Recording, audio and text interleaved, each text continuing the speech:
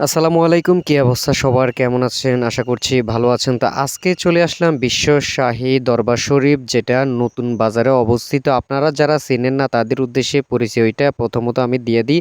এই দরবার শরীফটি হচ্ছে রশিদ হুজুরের দরবার শরীফ বলে অনেকেই চেনে। এটা হচ্ছে আমাদের কোম্পানিগঞ্জ নোয়াখালীর নতুন বাজারে অবস্থিত।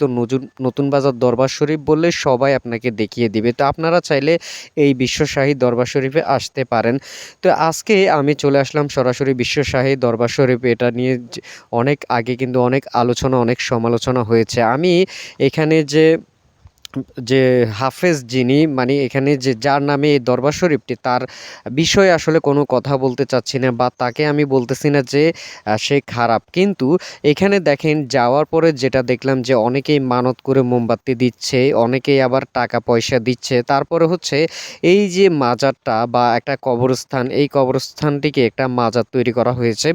তো এই মাজারে যাওয়ার পরে যেটা দেখলাম যে এখানে অনেকগুলো দান বাক্স দেখলাম, সেখানে মানুষ মানত করে টাকা পয়সা দিতে পারে। আবার এখানে একটা মহিলাদের জন্য একটা স্থান দেখলাম, যেখানে মহিলারা এখানে বসে ইবাদত করতে পারবে।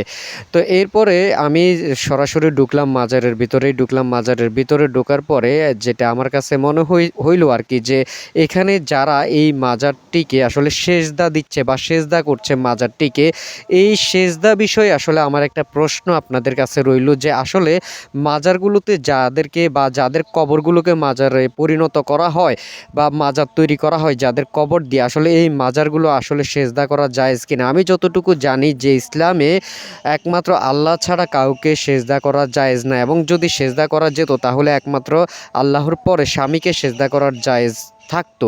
কিন্তু দেখেন, আজকে এখানে যাওয়ার পরে দেখলাম অনেকেই আবার এই মাজারটাকে আসলে সেজদা দিচ্ছে। তো এই বিষয়ে আপনি অবশ্যই কমেন্ট করবেন। ধন্যবাদ।